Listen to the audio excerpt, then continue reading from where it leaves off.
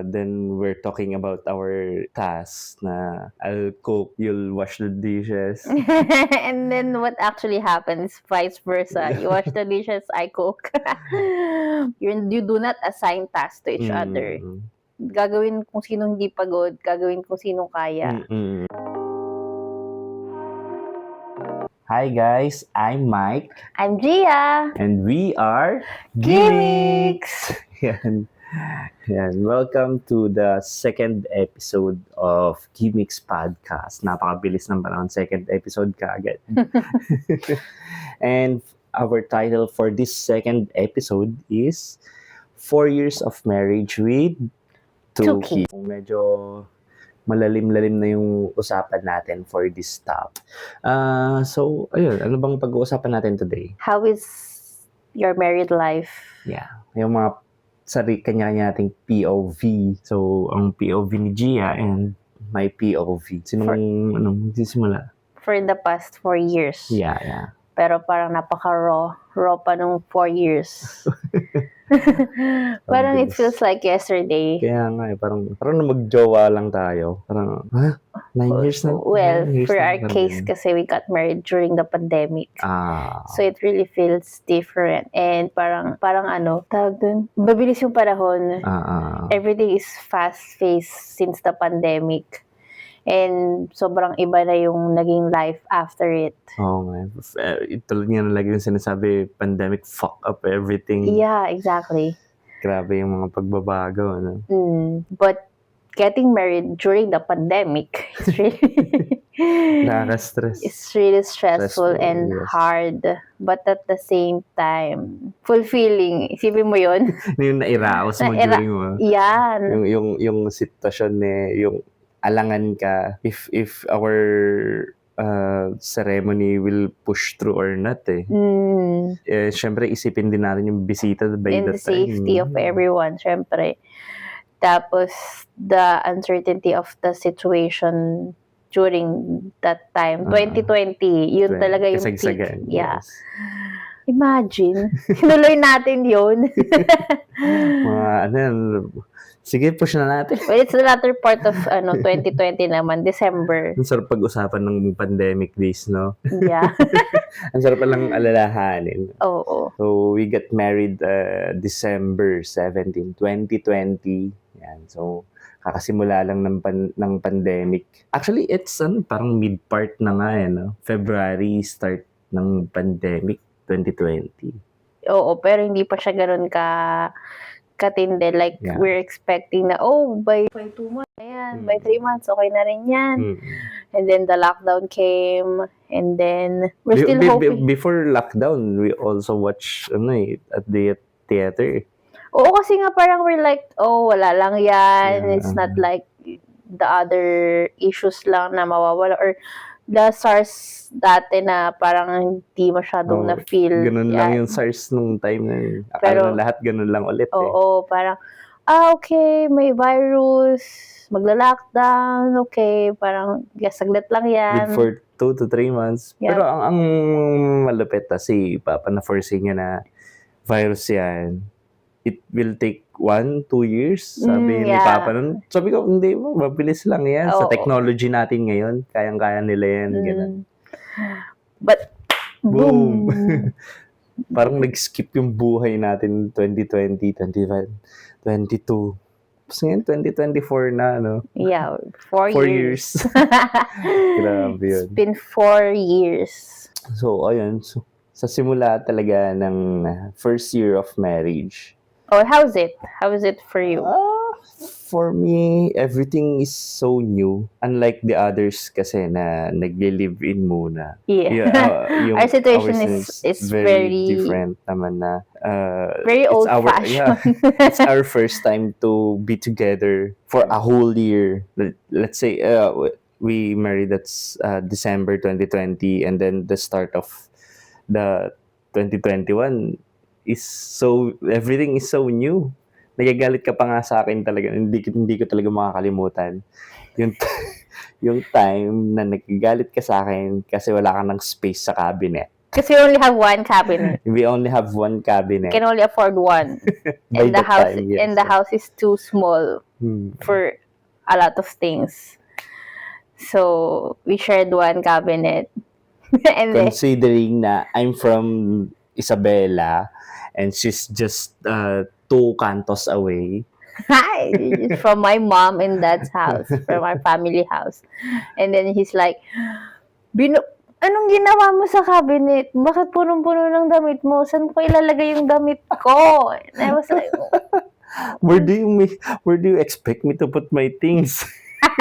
I remember they said, oh sige, sa office ko na lang ilalagay yung iba. thinking about it, parang, ay, kawawa ka naman. Ako, meron akong house na malapit na pwede ako doon maglagay. Ay, tapos, may attic pa, ganun.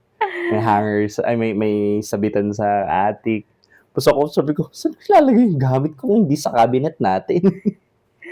Well, it's first year's the struggle talaga. It's the adjustment period for both of us. Diba? Tapos napaka-idealistic pa. Yung tipong in 1 year, 2 years, makakabahay na tayo. Alis na tayo dito sa nirerentahan natin. Parang well, nagkatotoo naman. Nakaalis naman kami sa nirerentahan namin. Nakalipat lang kami sa mas malaking nirerentahan. Because of the kids, of course. We need a bigger space for the kids. Hindi naman pwedeng that studio type apartment lang na tayong dalawa lang talaga. Well, for a starter, it's good. It's cheap. And that's what we can afford that time. Tapos yung bedroom namin, yung bubungan, ganyan na lang. 1 feet away it's like na lang sa face. It's like a loft type. It's like a loft type. Pinush namin maging loft type siya, pero maliit lang talaga yung house. Tapos ayun, first year, talagang adjustment period. Then we're talking about our tasks na I'll cook, you'll wash the dishes. And then what actually happens, vice versa. You wash the dishes, I cook. But remember yung sabi ni Kuya mo, during our wedding. It's not you do not assign tasks to each other. Gagawin kung sino hindi pagod, gagawin kung sino kaya. And it's true. It's true. Ma-realize mo talaga yung kumbaga idealistic ka talaga before the marriage. Yeah, of course, because or kapag hindi pa kayo nagli-live-in, mga napaka-idealistic talaga ng mga syempre you look forward to living together, doing magpa-plans talaga kayo. Yeah, doing things na hindi nyo nagagawa during the boyfriend-girlfriend period because of the boundaries. Of course, we respect each other's boundaries pa din naman that time. And it's true na hindi mo talaga makikilala yung tao. Hanggat di mo nakakasama. True. For the 9 years na naging mag-boyfriend-girlfriend tayo, it feels like nung first year natin, hindi kita kilala. Parang, ganito ba siya? Ay, bakit ganito siya? Bakit ganito siya matulog? Bakit ganito siya huminga? Remember, I was so annoyed kahit sa paghinga mo. Anong gagawin ko? Ganun ako huminga. It's so funny that parang, it's real. Dati nakikita ko lang na parang maanoy ka talaga dun sa kahit paghinga ng asawa mo. And it's true. I was like, bakit ka ganyan huminga? WTF? Teka, paano ba huminga ng normal? Paano ka ba huminga? Pero like, tatanong sa'yo, okay ka lang ba? Bakit ka ganyan huminga? Nahihirapan ka ba? And you were like, huminga ako na normal. Yun, iniisip ko, gano'n ka ba ka-bored? Para mapansin mo yung paghinga ko. Diba? Akala mo maliit na bagay, pero it will be part of a discussion. Magiging issue siya kahit ganun kaliit. So funny. Tapos ayun, second year, the time that well, for me, wait lang. For the first year, it's so hard for me. You remember, I was crying yes, for a time na parang for the first month. Ang hirap magluto, nakakapagod magluto. Ganun yung mga problema mo nun eh. No, yeah. Tapos parang, I miss my family, I miss my life. Parang ganun. Yung, you sleep ng hindi pagod. Then you wake up, there's a food on the table. Uwi ako nang may ready na akong food. Tapos pagkakain ko, hihiga na lang ako. And that's like, boom. Ngayon, pag uwi ko, kailan ko palang ipagluto yung asawa ko. Paano ako magluluto? Hindi ako marunong magluto. Baka luto mong ang alat. Ah, Minsan wala pang lasa. pero Nilagyan mo ng asin. Pero sinasabi mo dati masarap. You're so Masarap. plastic. Maalat siya kapag yung ulam lang. Pero kapag hinalo mo na sa kanin, masarap na. You're so plastic. Oh my God. Sinasabi Sabi mo ko na- dati, ang sarap mo magluto. Ang Hindi, galing. may mga time kasi na napapaalat talaga. Siyempre, hindi ko makakalimutan yung alat. Itlog na walang lasa, ganun. Ngayon lang ako nakakita ng taong nagluluto ng itlog na hindi naglalagay ng asin. Hanggang sa nasanay na ako, hanggang ngayon, pati ako, hindi na ako naglalagay ng asin. Yeah, diba? It's so hard. It's so hard to cook for someone na hindi naman talaga nagluluto. Be thankful. Pero chef-like ka na ngayon. Yung tofu na nagagawa mo sisig. After 4 years. The 3 years pa lang. Oh my God! The second year, I suck pa din. May mga maalat pa. Yeah, that's my struggle. Yung gawaing bahay. For me, I'm not used to doing it naman. Lalo na yung cooking. Actually, meron pa, bukod sa cooking, niinis ka every Saturday, naglilinis lang tayo. No, I'm not. Yeah. I want to clean. No, you said, ganito na lang ba tayo lagi? No. Naglilinis? No, I said that for First the 2 weeks? honeymoon period. Yeah. For the first 2 weeks? For the first 2 weeks of marriage, like, we were just fixing things, buying sa hardware, cleaning. This was supposed to be a honeymoon period. Why are we doing this? Well, because kasi nga, di ba, yung honeymoon, hindi tayo makapag-travel because of the pandemic. Wala talaga mapuntahan. Even restaurants, you need to reserve that time para lang makakain ka. So, wala, we're stuck at each other. So, iba talaga yung first year. Yung gusto mo mag-travel, hindi naman pwede mag-travel ng basta-basta. We book tickets.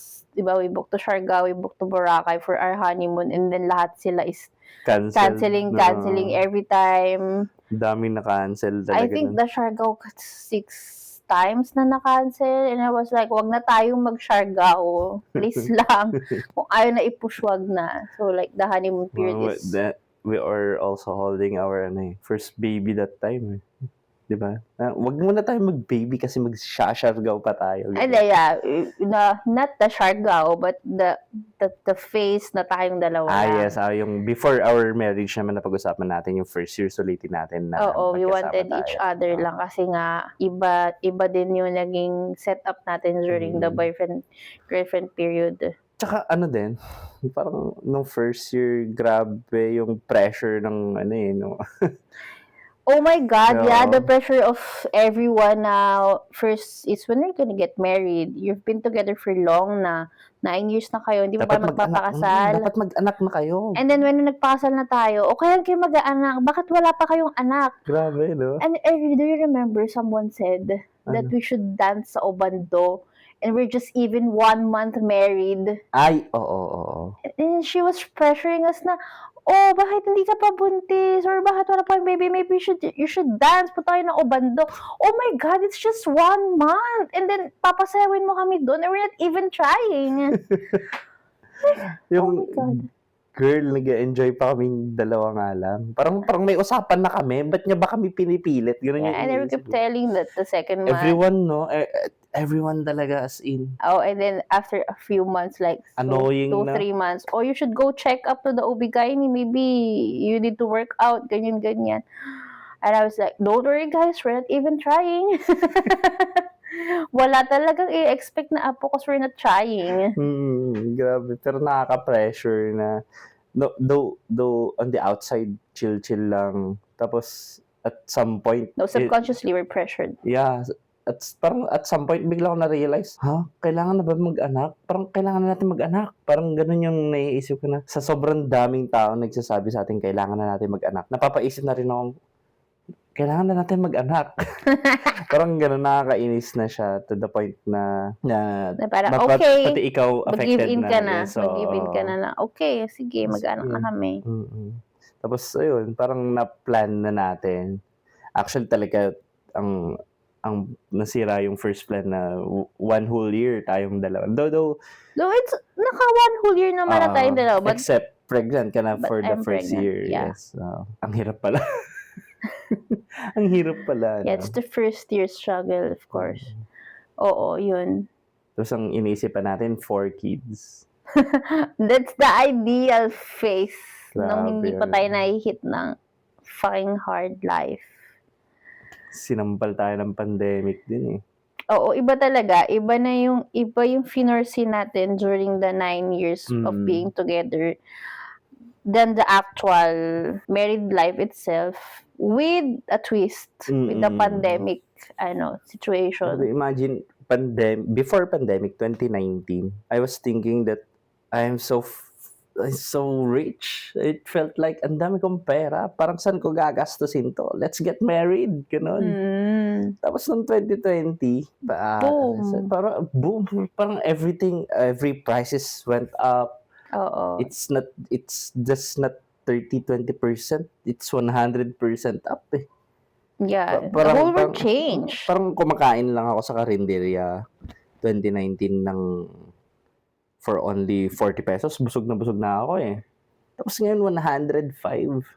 So we foresee natin siya at that at that state. Yung 2019. Yung kung ano yung planning stage economy natin during the 2019 period. Well, natin siya finorsi. Nobody expect the pandemic.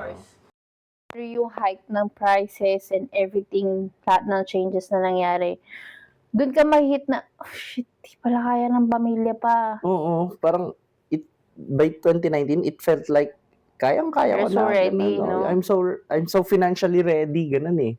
Though yung last time na pag-usapan natin yung mga emotional, psychological, yun, kaya yun i-adjust eh. Kaso yung financially ready by 2019, alam mo talaga sa sarili mo, pero ulitin, pandemic, fuck up everything talaga. Parang nadoble nga yung sahod. Pero nadoble din naman yung gastusin. So, parang nag-equal lang. And of course, the way you foresee the gastos sa kasal, it's so different from the actual expense. Kumaga, we set boundaries naman sa gastos natin by that time. Partida, I remember the budget, the initial budget. I won't say it, pero it's half of the actual. Grabe. I was like, ito yung budget natin. It's okay. I'll work on it. Pero malaki na rin siya, okay?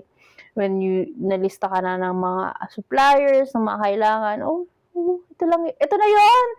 Kasi pandemic price na siya. Ayun. So that's basically the first year. It's the adjustment period and daming it's the most challenging year, I say. Para sa'yo? No, it's with the kids. Kasi masaya. Ang saya pa talaga ng first year. Kumbaga madami tayong adjustments, pero but we fight a lot, diba? Oo. Madami siyang adjustment, we fight a lot. So, we're not perfect, nag-aaway naman tayo. Pero, yung time na kasi yun, ang daling mag-adjust ng tayong dalawa lang. We fight, pero nakakapag-adjust naman tayo. The two of us, no? Pero ngayon kasi, may kids na. Well, on the first, I think first child... We need to adjust for them. Yung first year kasi natin, we need to adjust with each other naman na nagagawa na natin for the past 9 years na mag-boyfriend-girlfriend tayo. Pero after we had kid, kahit si Chuchay pa lang nun, we need to adjust for her na by that time. Second year natin, grabe yun. Kasi we're not each other's priority when our child came. It's her na. The focus was with her na. Everything that she needs. And as a first-time parent, syempre we don't know anything. We're clueless of being parents. Hanggang ngayon. Actually. So, ganun pala yun? Yeah. It's really hard for for the first time parents. Before we got married, I was sleeping 9 p.m. Tulog na ako, 9 p.m. tulog. 5 p.m. 5 a.m. gising, 9, 10, 11, well, because yung 1, 2, office 3, 4, mo kasi is, malapit lang doon sa house mo. That's the big adjustment for you have to move here in South. Laguna, sa South. And then your work is in Manila. So that's a big adjustment pa lang talaga. Plus the puyat of having a baby. Yes, super. Yung dati, kumbaga, dati, ang saya ko sa 8, 7 hours. Ngayon, masaya na ako sa 4 hours na sleep. Grabe yun. Tapos, yun na nga, nung second year natin, actually first year, anong month ka ba, nag-PT? I got pregnant like August. So we got married December and I got pregnant August 8 months into marriage. Ay, tama, August kasi September tayo nag-Siargao. No, November. November na yun. I was 4 months pregnant during Siargao. August, September, October, November. Yeah, I'm almost 4 months pregnant when we went to Siargao. Okay. the delayed honeymoon, nabuntis na ako, saka lang tayo nakapunta ng Siargao. Actually, ang honeymoon dapat Japan eh. Yeah, it's supposed to be Japan. Let's go back to idealistic mga new married couple. Okay. I have a lot to say for the married couples, the soon to be married and the newly married couples. For me, it's so idealistic being in that situation. And then when you go into the married life, it's like parang nagbuhos ng malamig na tubig para magising ka sa katotohanan na, ganito pala. Sobrang hindi naman siya yung ideal na movie type na syempre expect something realistic. Pero yung thought, yung magiging experience mo once you enter into the married life, hindi siya maiisip alam mo yun, wala pa doon. Well, ewan ko lang siguro para sa mga well-off family talaga. No? Pero no, excluding financial it's the two of you being together in one roof that makes the difference. That makes it somewhat hard. Because syempre, walang madali sa adjustment. They're two different people. You live together, two different cultures or different setups ng kinalakihan, and then you move into one roof and then kailangan nyo mag-adjust. Kaya nga, minsan napapaisip ko kapag may naririnig ako, live-in lang kayo, tapos biglang magpapakasal na. Parang, paano nyo naisip magpakasal after nyo mag-live-in? May mga ganun akong thoughts eh. Parang, di ba, na based on our experience, ang hirap talaga ng first year na mag-adjust sa isa't isa. Not until, mas mahirap pa pala doon, parang gano'n. Well, before we got married, someone told me advised me seriously na dapat makipag-live-in ka muna. Oh, yeah. Parang sinabi mo sa akin yun. He seriously talked to me and then he said na, alam mo, makipag-live-in ka muna. It's better, sabi niya. Sabi ko, bakit? Sabi niya, kasi you get to know each other and then if hindi ka nag-click, you're just free to go. Sabi ko, did you try it? Sabi ko sa kanya. Sabi niya, yes. And then you got married, I told him. But now, it doesn't make sense. Hiwalay ka pa rin. So what's the difference? You tried live-in and then you decided to get married but now you're separated. Why? Eh, syempre, di siya makasagot sa akin ng matino. And then I was like, kaya ka enter sa isang married life, kaya ka sasama sa isang tao, it's because you love him. Because you want to be with him for the rest of your life. And then, bakit mo iisipin na there's always a way out. Diba? Dapat hindi ganun. Dapat hindi mo iisipin na kailan, kapag hindi ko nagustuhan yung asawa ko, kapag hindi ko nagustuhan, babay na, alis na, ganyan. It's not like that. Well, sabi nga nung iba, marriage contract is the only contract that doesn't have an expiration. Yes. Well, iba-ibang perspective yan. Iba-ibang perspective ng tao yan. Iba rin sa experience sa life. Because may kakalala din ako na he doesn't believe in marriage. Yes. Because may experience siyang with his parents. So, hindi mo masisisi. Pero, basically, sa akin, marriage is someone you take seriously. Na kapag ayaw mo na, aalis ka na. It's not like that. Actually, before I proposed to you, I asked many people naman na how's life after marriage? Ganon. Kumbaga kasi parang medyo na-feel ko na by 2019 pa lang na gusto ko na nga to be with you. Parang ganon. Lang, ikaw na nga. Parang, bago din ako mag-propose. Talagang nagtatanong ako, how was your life after marriage? How was your life with kids na? And most of them says, okay naman, mairaraos, ganon. Pero sila, kaya, ganon. Parang mahirap, pero mairaraos, ganon. Pero ganon yung sagot nila. So, parang by that time, bakit mahirap? Parang anong mahirap? Siyempre nga, hindi ko pa naman talaga alam.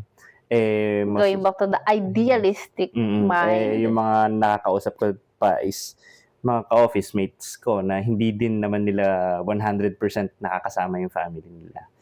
Kumbaga yung family nila nasa province, sila nasa nag-rent lang din around the area of our work. So medyo may doubt ako na why is it hard? Considering na hindi mo sila kasama yung mga family. There's different aspects of the word hard for the married life, especially when you have kids. Kaya nung time na nakasal na tayo, so it's very wrong to ask other people's experiences. Magkaiba naman yung experiences. It's just a guide, of course. Pero at least, napatunayan kong it's hard, pero may raraos. It's hard, but it's fulfilling, especially when you have kids. Especially the honeymoon period, no? Why? It's fulfilling. Oh my God! Kung isama yun na. Pwede naman. That's why. Anong favorite mo? What? Oh my God. Sige. Explicit content. Well, ayun na nga. Ayun. First year pa lang tayo, ang dami na natin na pag-usapan. Which for me talaga, mahirap talaga yun. Mahirap. Lalo na at parang we're just exploring each other pa rin that time. Exploring. Isa pang experience natin is kung ikaw naiinis ka na wala kang gamit sa cabinet natin, ako naiinis ako dahil sa toothpaste.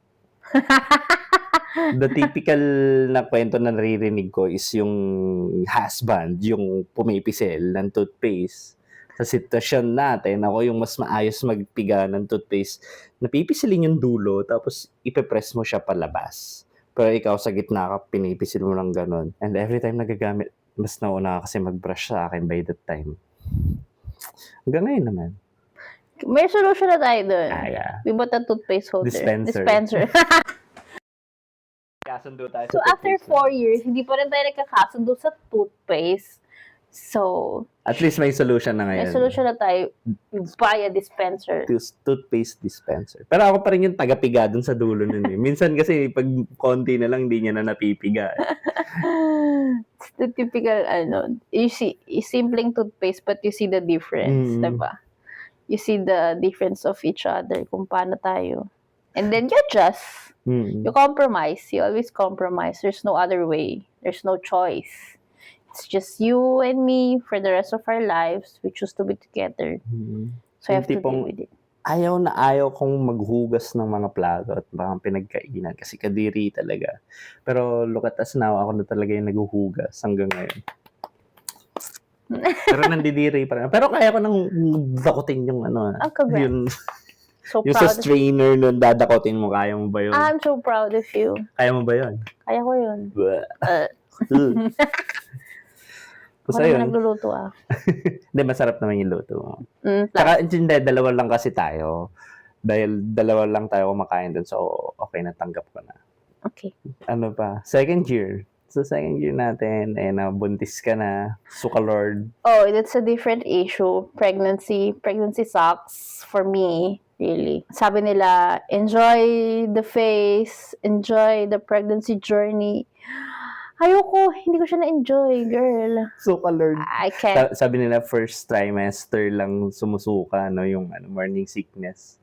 sabi nila, I believe them, pero hanggang 9 months sumusuka ako. O hindi naman 9 Hanggang months. nailabas ko 8 yung months. batang yun.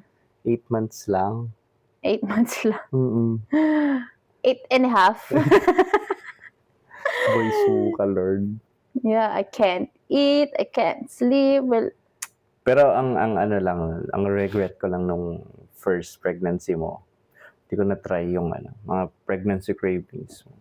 Because wala akong kinikrave kasi hindi ako makakain. Gusto ko maghanap ng Yung gusto mo yung pahihirapan. Yung seedless buko, mga gusto mo yung papahirapan kita, ganun. Seedless buko, maghanap ako ng seedless buko kahit saan, ganun.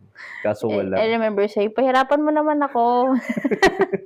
Hindi kita ako yung nahihirapan. So, Yeah. Doon ako nagsimulang tumaba, actually. So hard. Yeah, ikaw lang kumakain lahat ng pagkain ko. Yung, ang dami mong kukunin, tapos hindi mo maubos. Ako lang kakain sa No, hindi. Kasi ako naman nun. Kakainin ko naman talaga lahat. It's just that hindi kaya ng tiyan ko. Kaya nga, takaw tingin ka that time. Kasi gutom ako. I was so hungry always. Pero susuka ako. So, dumating ako dun sa point na after ng 3rd trimester na ganun pa rin ako. Okay, I give up. Kainin mo kung anong kaya mo. Kung wala na, give up. Sige na lang, ganun. Sige na lang, kain tayo. Kailangan kumain kasi para sa baby. Parang medyo blank nga yung 2022. Sobrang iba kasi. New experience. Being an expectant parents and being a first-time parents. Hirap. Nasa baby yung focus. Oo. Nandun sa baby yung focus. Not with each other na. That's why parang dapat nga talaga we realize na, we should have enjoyed each other pa more. Yun yung nga napag-usapan natin. Oo, kasi pala, dapat hindi tayo nagpa-pressure sa iba, gano'n. Oo, kasi once you enter the parenthood, wala na eh. It's, the two of us will be set aside. Parang, wait lang, wala munang tayo. Sige muna, yung kids muna. So, parang, there's not a regret, pero more of, sana, tinenjoy mo na talaga. More enjoyment. Kasi, pero no regrets naman. No, planned naman natin talaga. It's semi-planned. If it comes, it comes. That's what we were thinking that time. If wala, edi go lang. Kumbaga, no contraceptives. Come what may. And we're lucky enough na we're blessed with a child for... Hindi ako baog. Diba? Okay lang. It's so fulfilling naman to have that first baby. Pero ano pa bang mga pinagagawa natin by 2022? Maliban sa gumala. It's just basically the kid. Chuchoy talaga. We're so focused. Yun yung mapapatunayan mo talaga na yung isusubo mo na lang, ibibigay mo pa sa anak mo. Yes, that's true. Tapos pinag-uusapan pa natin yung magiging talaga natin. Paano natin papalakihin. Tandaan mo, sabi ko, yung medyo nainis ka pa sa akin na sabi ko, gusto kong turuan si Chuchay na yung hindi lang puro siya, yung tipong, yung ibibigay natin lahat sa kanya, parang ganon. Yung turuan natin siya na mag-share din sa atin, dalawa. Natatandaan mo yan? Nainis ba ako nun? I was confused. Like, bakit? Pero parang may inis ka nung una na ganon kasi really? Natatandaan ko yan. Maybe, you know what? Maybe kaya ganun yung naging reaction ko kasi I was not raised that way.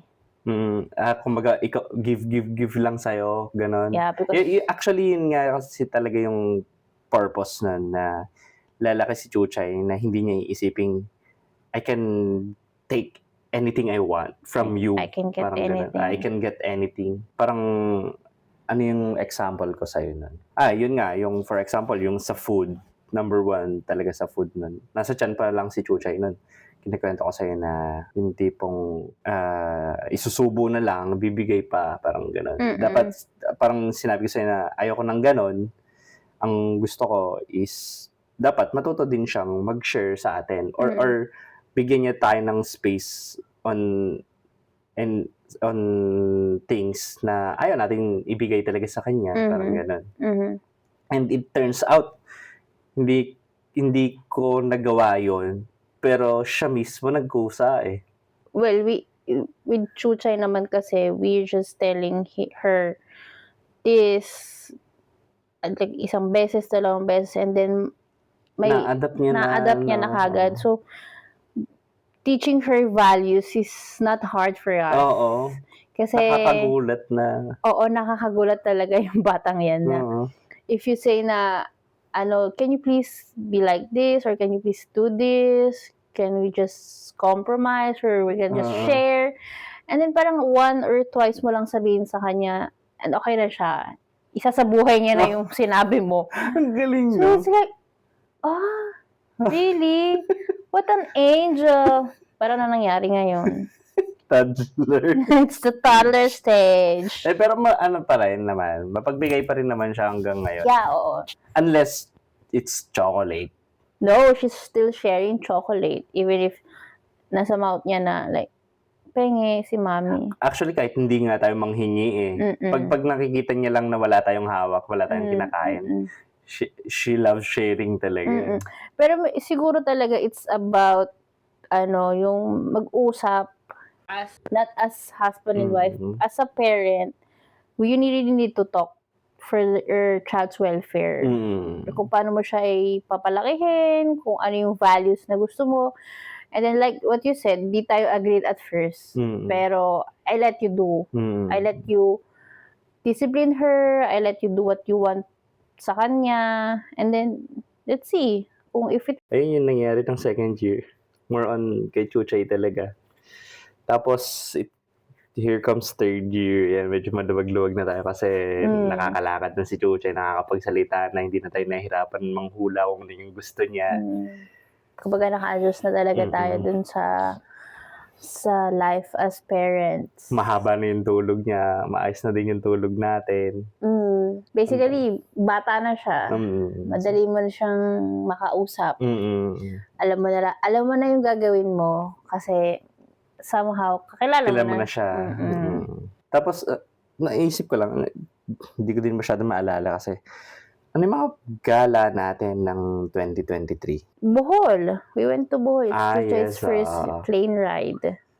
Bohol. And marami tayong local. Actually, Chuchay, we traveled 3 months si Chuchay.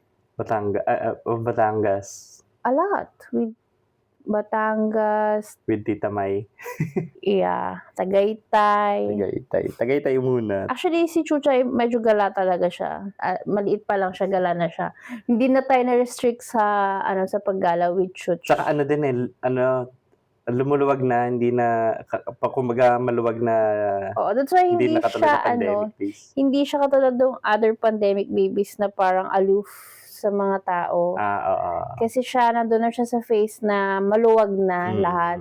Then, the time na pinanganak siya is wala nang masyadong requirements nung time na yun. Then, that's why, nung naging buwan siya, nakapagbuhol na tayo. Malls. Oo. Ang pinaka nakakatuwa talaga kapag nagmumall tayo, ang daming nakukyutan kay Chuchay. Ang lakas ng appeal, no? Yung kumbaga 1-year-old ka pa lang. Or maybe it's just us appreciating our child. Di. Parang, ewan ko sa ibang mga bata or parents. Or because, baka kasi kaya sila yung You remember the time na hinihintay natin that someone na sinabi pwede maging model si Chuch. Yes, oo. And we're expecting na, kunin mo yung number namin. Ito na. Sige, go. And it's just parang iniis ka niya si Chuch. Yes, super. Pwede ba to? Tapos, tinanong niya yung age. That's why. Tapos parang nung nalaman niya yung age, parang sinabi niya lang, parang doon na siya medyo kasi sobrang bata pa. Parang 8 months pa lang si Chuch nun. And then she's like, oh, okay. Then, nag-smile na lang siya. And then, we were like, sundan natin. Baka ko rin yung model si Chuch. Pero, Morena kasi si Chuch ay 8 months eh. Tapos, ang pretty nung eyes, pretty nung pilik mata niya. So yun. We traveled na. We can travel na din. Para bumabalik na tayo sa normal that year. ayun, 2023 travel days. And then when yung parang maluwag na we're free, we're back to our life. Actually planning by fourth quarter, nagpa-plan ka na din ulit maging ibang bansa eh. For the three of us, no? Hindi, yung Indonesia. Kasi expected mo na maging Indonesia ka by that time eh. Ay, it's work naman. Yeah, it's work, pero maging ibang bansa ka. That time, yeah, I remember that time na I was so worried. We were so worried that I have to work overseas, and then paano si Chuch, paano yung anak natin. Considering na very clingy siya sa'yo at night. And breastfeeding pa talaga ako that time. So parang I was worried, 1 week ako mawawala, how can you handle it? Paano siya paggabi? Wala pa siyang 1 nun? 1 na siya nun. 1 na siya. 1 na siya. Wala pa siyang 2. Oo, it's Okay, just 1 year, 8 months siya when, 1 year, 9 months to be exact, because I left January of 2024. So, yun yung first time na mapapalayo ako sa kanya ng matagal. And pares tayo na we're so worried na baka hindi siya matulog. Mina-mindset ko na yung sarili ko na mapupuyat ako, mapapagod ako. Oo, 1 week na kayong dalawa lang. Oh my God. Siyempre, as a mother. 1 week lang ba yun? Oo, 1 week lang yun, girl. But, feels like a month. 2 weeks lang. No? It felt like 2 weeks. And then parang as a mother, that's my first heartbreak. Kumbaga na iiwan ko yung anak ko for that. Kasi first time namin magkakalayo ng ganun katagal nun. Ang mahirap pa nun, medyo advance pa ng 1 hour, 2 hours? No, it's the same. The same ba? It's the same, oo. Same. Behind ba kami ng 1 hour nun? Or yung Thailand? Thailand yung Thailand behind. pala yung Thailand. Sa Indonesia is same. Ayun, parang sa gabi, nakadependent pa siya sa breastfeed. Tapos, di siya nakakatulog nang wala ako. Oo nga eh. And then, surprisingly, napakasarap kausap. Nakakausap mo siya na para siyang matinong tao na kasi before I left, diba, may mindset natin siya na mommy will be gone for a long time, we will be with daddy lang. And then she was like, okay. Nung tanggap niya kagad. Biglang nag-sink in pala sa kanya na, okay, mommy's not here, I'm with daddy, I'll be mommy's good. Mommy's at work. Oo, and di niya ako hinahanap. Oo. Yung I was expecting na magpapahele lang siya. Yung ginagawa namin usual pag Sabado na may pasok ka. Tapos kami lang naiiwan dito. Akala ko, I was expecting na magpapakarga lang siya na matutulog. Tapos, yun, magpapahele lang talaga siya para makatulog. Tapos, ihiga na siya. Tapos, tulog na. Walang struggle, no? Wala talagang, nagulat talaga ako na, kaya mo na? Parang gano'n. Nakakagulat na parang, he's not a baby anymore. Oo, parang gano'n na yung feeling that time. Tapos, kaya mo na pala. Gano'n. Well, yun yung, talaga na, mamimiss natin so fast talaga. Parang, whoop, malaki na siya, kaya niya na sarili niya. Diba? Yung baby mo dati na sobrang dependent sa'yo is saying, oh no, I can do this. Okay. By myself. I can do this by myself. Always like that. Pero nung bago ka naman lumipad nun pa Indonesia, naalala mo yung nahilo ka sa office. Tapos I was so worried na. Tapos lagi mo sinasabi, masama ang pakiramdam mo during nasa Indonesia ka. Nag-aalala na ako. Tapos I was thinking na, shit, baka buntis na siya. Actually, may thought na talaga ako nun. Ako wala. Sa feeling ko naghinala na ako dun eh. Pero ang iniisip ko naman din is, nag-base din kasi ako sa iba na hirap magbuntis after the first child. Ang sabi kasi nila, sa una lang yan. And then the second, maybe iba na. Ganyan. So, I have no idea. I was pregnant na that time. And sabi ko parang, grabe yung, sanay ako magbiyahe, sanay ako mag-travel, pero yung pagod ko talaga that time, kakaiba. Tapos sa plane, sobrang nahihilo ako. I was like, bakit ako nahihilo sa airplane? Tapos talagang, yung pagdating namin doon, I was like, yuck, Indonesian food. Bakit ganito yung food nila? Pero hindi pala. Well, Indonesian food is good, but I was just pregnant at that time. So I was like, everything is Yuck. Doesn't taste good. Ew, yuck. Wala akong magustuhang kainin. Even the last day, we ate Pizza Hut. Pizza Hut na yun, girl. It's not Indonesian food. And I was like, bakit ganito yung Pizza Hut sa Indonesia? Hindi masarap. Hindi pala yung food yung problema. Ako pala. So yun, pag uwi mo dito. And then, it's a surprise! Mangiyak-ngiyak ka pa. Though ako kasi, kaya hindi naman ako na masyado na ding na-surprise kasi medyo naghihinala na talaga ako noon. Medyo na-mindset ko na yung sarili ko. Well, for that second baby, we didn't really plan it. No plan at all. But it just came and then akala mo pinaprank pa kita. Because I always prank, oh, it's positive, we have a baby. When it's real na pala. And it's real na pala, I was just like, oh my God. And that's it. We have a second child. Sus, mahirap pala talaga. Back to zero. It's harder than having one child pa lang. Yeah, of course. Especially the age gap. The age gap is somewhat near, pero acceptable. 2.5, to be exact. You're 2.5 years apart. Pero it came as a surprise eh.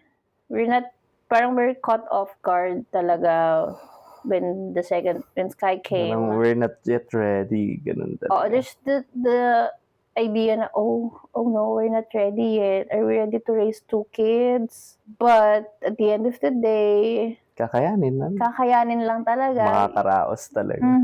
Kasi when you're there, you have no choice. Yun nga, kakayanin mo lang talaga. It's like married life. Once you enter it, there's no backing out. Diba? Panindigan mo na yan. Andyan ka na yan. All of it is your choice. Getting married, having a kid, having kids. It's your choice, diba? Hindi mo sasabihin, it's an accident or it's a mistake. Walang ganun. You did it, panindigan mo, diba? Para naman tayo nag-enjoy.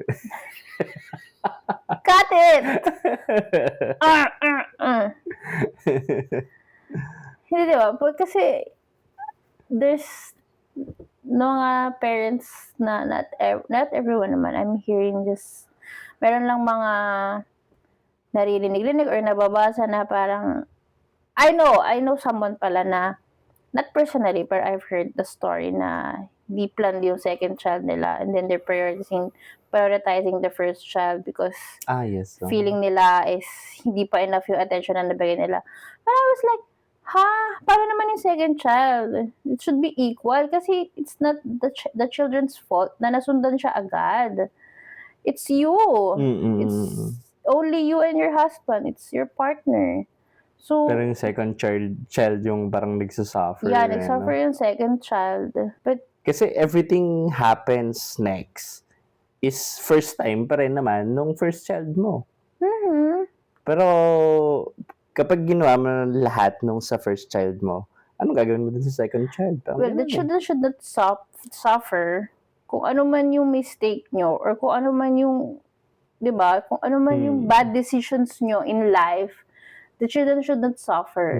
Yung parang actually subconscious talaga natin nagagawa na wag mapag-iwanan si Sky eh. Kumbaga, pinupush natin na kung ano man yung nagawa natin kay Chuch, matatry pa rin ni Sky. Diba? It's like nung wala pa talagang second child, I was telling you na kapag nagkaroon tayo ng second anak, dapat kaya pa rin natin ibigay itong lahat na binibigay natin kay Soleil, diba? Kasi it's really unfair na you give everything to the first child, lahat, all out, and then when the second child comes na hindi ka ready or naubos mo na yung resources mo, siya yung magsasuffer. That's so unfair for the second child or for the other kids na susunod pa. So, make sure lang na our goal, diba, we make sure that, na kaya pa natin i-provide lahat. Or even, higitan pa kung ano na-provide sa first, together na nung dalawang anak natin. Kumaga, makakapag-share na sila ng experiences. Oo, it's nothing, parang lower. mas maganda yung maibibigay mo, mas hihigitan mo yung una mong naibigay. Kasi it's for your child, it's for your children, it's not for you. By the time talaga na you have kids, it's not about you na. Yeah, it's not about you. It's all about them. Yeah. It's all about your kid na. Kasi, na-realize ko din yun na at some point in our life na after giving everything to your child, we will revert back to, it's like our first year again after at some point. Mm-hmm. And then, tayo na lang ulit dalawa. Yeah. Parang give everything you have habang nandyan sila sa piling mo. And then at some point, tayo na lang ulit dalawa. Because they will never be that... They'll never be the same, ana. Yeah. Kumaga, yung time na yan, it will pass. Magiging memory na lang din. Yes, mabilis lang yan dadaan. Pero yung time nating dalawa, it will be back. Mm-mm. At the end of the day, it's just the two of us. They will get married, have family of their own. Pero nakakalungkot pa rin talaga isipin na lumalaki na, no? Mm-hmm. Parang nasasaktan ako kapag naririnig ko siya na, I can do it. No, Yeah. no. I'll do it. Ganun. You're such a big girl now. Ganun lagi that my baby is really a kid. Kaya ang saya-saya ako pag nagpapa-baby siya. Si you always cherish the moment. Cherish every moment. My baby. Even it feels so hard talaga. Kumbaga namnamin mo yung hirap. Namnamin mo yung hirap, pero ibigay mo yung sarap sa anak mo. Tama. Because it's the physical na napapagod. Physical na ipapahinga yan. Pero yung time na kinailangan ka ng anak mo at that moment, hindi mo maibabalik yun eh. Tsaka tulad nga nung sinabi mo na kwento na yung kwento na yung isang parent sabi niya wala siya lagi dun sa mga main events ng buhay ng anak nila. Pero ang sabi mo is yung anak natin is matatandaan niya yung time na wala ka. Pero ikaw, hindi mo na matatandaan yung reason kung bakit wala ka dun sa important day ng anak mo. And the people that you spend time in exchange para sa time mo sa anak mo, they won't even remember that you sacrificed a day for them. Super. But your child remembers the day that you're not there for them. Diba? So, it's our goal din, diba? It's our deal din not to miss anything for our children.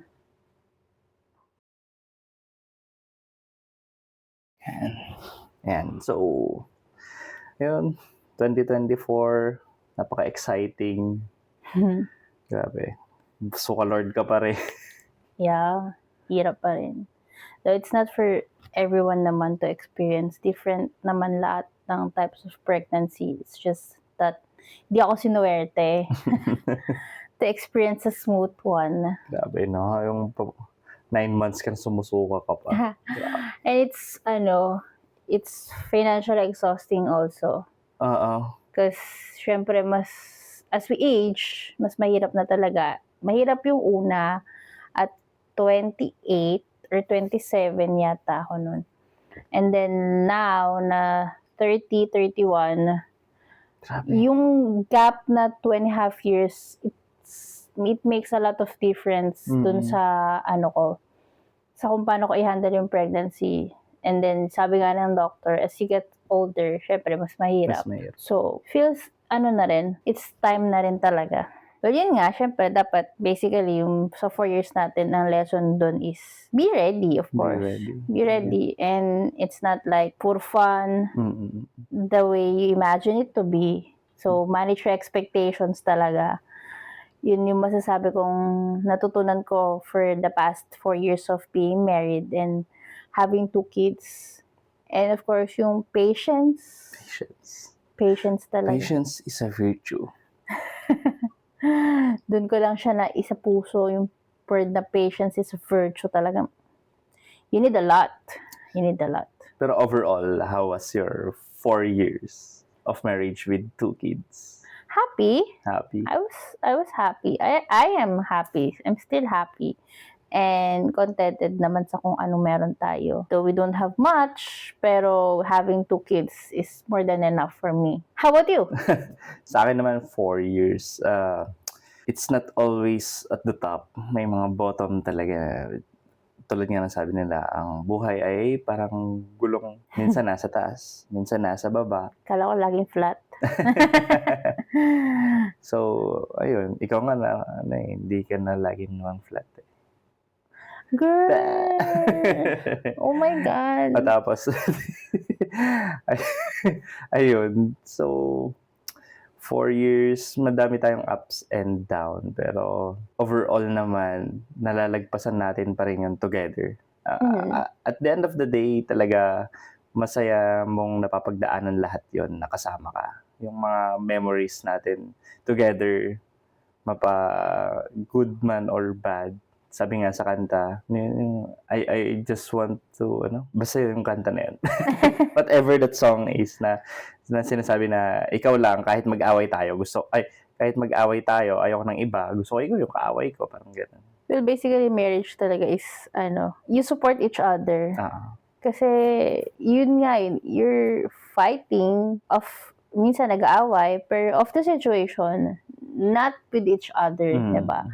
You have arguments, you fight, you have disagreements, but at the end of the day, you still love each other, diba? You still respect each other. It's the most important thing. You should respect your partner at all times. Kasi pag yun nawala, medyo mahirap na talaga. May mga kakilala na rin naman tayong mga ganun. Yeah.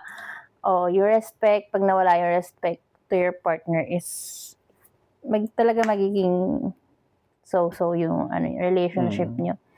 Tsaka yung yung talagang how you treated me during all these years, considering na baliw ako, parang hindi mo ako maintindihan, or lalo na after the second child, the emotions is really crazy. Pero you're there trying to understand me and trying to support me.